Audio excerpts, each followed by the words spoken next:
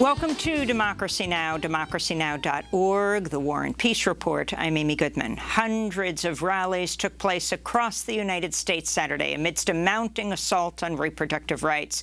The protests and marches came 1 month after Texas' near-total ban on abortions went into effect. This is a demonstrator in Austin, Texas. They've been trying to fight Roe v. Wade for nearly 50 years now.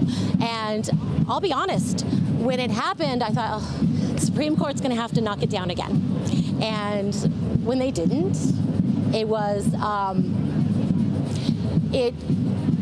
we have to fight. It just goes to show why elections matter. And so we have to get back out of the streets, and we have to march, and we have to organize, and we have to fight. A federal judge in Texas is now considering arguments from the Justice Department over whether to suspend the Texas ban while courts consider its legality. After headlines will show clips of Saturday's nationwide protests and speak with Alexis McGill-Johnson, president of Planned Parenthood Federation of America. The U.S. has surpassed 700,000 confirmed COVID-19 deaths. The official death toll is by far the highest in the world, even though the U.S. has had widespread access to life-saving vaccines for months. In brighter news, the summer's devastating surge fueled by the Delta variant slowing down, though some northern states are still reporting rising cases. In California, Governor Gavin Newsom announced the first in the nation COVID vaccine mandate for K through 12 students. The mandate takes effect as early as next fall and after regulators approve its use in all affected age groups. Meanwhile, the New York City teacher vaccine mandate goes into effect today. The city said 93% of teachers have now received at least one dose. On Friday, Supreme Court Justice Sonia Sotomayor denied an emergency appeal by a group of educators who were seeking to halt the vaccine mandate while their lawsuit against the order plays out in court. In Southern California, an oil pipeline ruptured off the coast of Huntington Beach Saturday, causing a massive spill that fouled beaches and wetlands with more than 125,000 gallons of oil. Huntington Beach Mayor Kim Carr called the disaster one of the most devastating situations faced by the community in decades. The company responsible for this oil spill, which we understand to be Beta Offshore, a California subsidiary of Houston-based Amplify Energy Corporation, is working on the cleanup effort as well. In the coming days and weeks, we challenge the responsible parties to do everything possible to rectify this environmental catastrophe. Dead birds and marine animals have begun washing ashore on Huntington Beach. The affected area includes an ecological reserve that's home to dozens of bird species.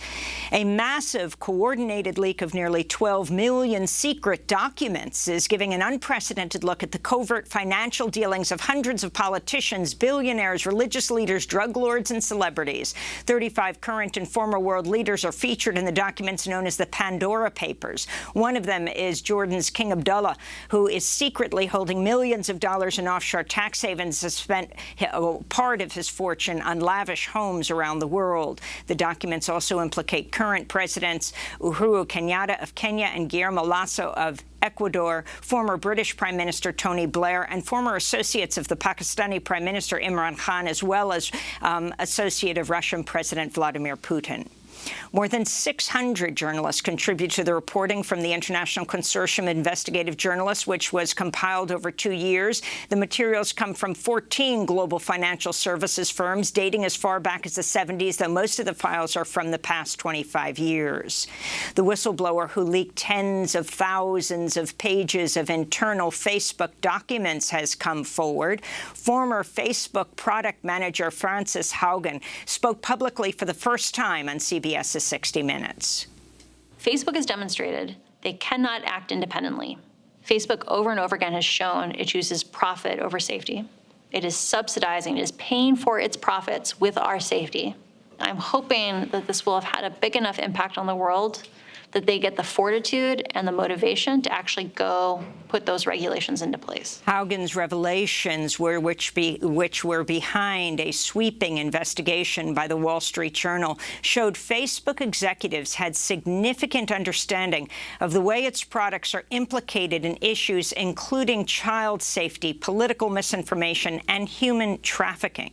Haugen is testifying before a Senate panel Tuesday. Lawmakers are also pursuing Facebook as part of a federal antitrust case and over its role in the January 6th Capitol insurrection.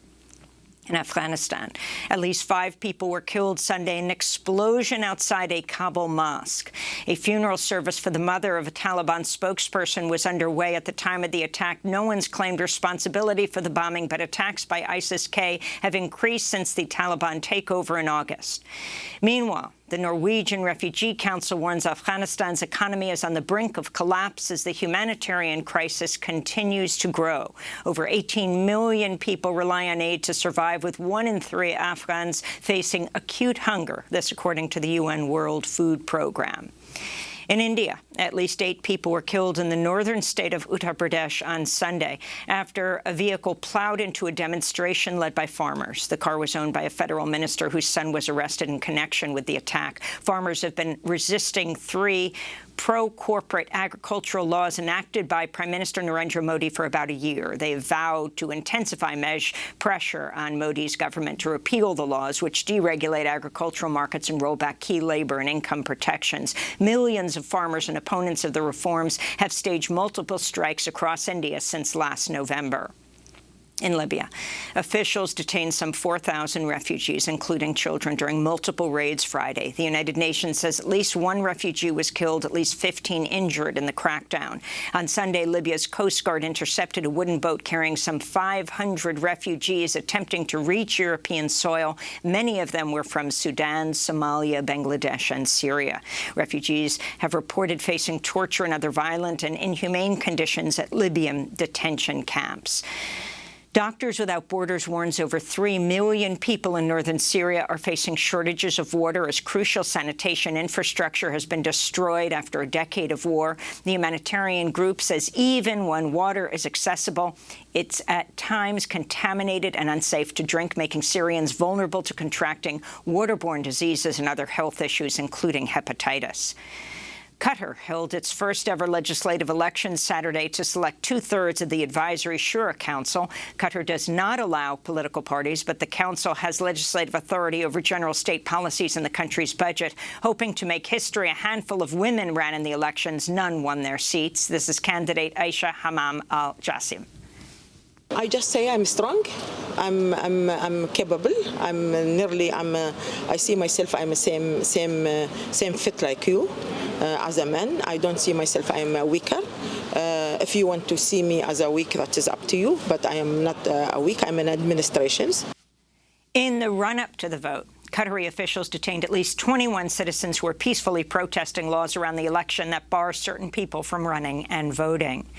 In the Canary Islands, Spanish scientists warned Sunday a volcanic eruption on the island of La Palma is becoming more aggressive, shows no signs of ending anytime soon. A new crater was also discovered in the Cumbre Vieja volcano, which has been gushing out lava for weeks, destroying hundreds of homes and forcing the evacuation of thousands of residents.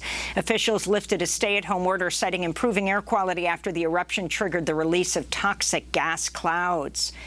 Taiwan's military scrambled fighter jets over the weekend in response to 2 major incursions by the Chinese Air Force. Over 75 planes flew into airspace designated by Taiwan as an air defense identification zone on Friday and Saturday. This follows joint U.S., Japanese, and Australian military exercises in the South China Sea, and after the U.S., U.K., and Australia announced a new strategic military alliance in the Asia-Pacific known as AUKUS. Back in the U.S., House Speaker Nancy Pelosi set a new target date of October 31st to pass the bipartisan infrastructure bill after delaying last week's vote amidst fractures within the Democratic Party. Progressive Democrats have said they will not vote on the $1 trillion bill without a firm commitment to also vote on the larger 10-year reconciliation package that would expand the social safety net and combat the climate crisis. President Biden met with Democratic lawmakers Friday and reportedly told them that after talks with conservative Democrats Kyrsten Sinema and Joe Manchin, the proposed top-line budget of $3.5 trillion would likely need to be slashed to between $1.9 and $2.3 trillion. But in a boost to progressives, Biden said he supports passing both bills in tandem and believes Democrats can gather the support to do so. He spoke after meeting with lawmakers Friday. It doesn't matter when. It doesn't matter whether it's in 6 minutes, 6 days, or 6 weeks. We're going to get it done.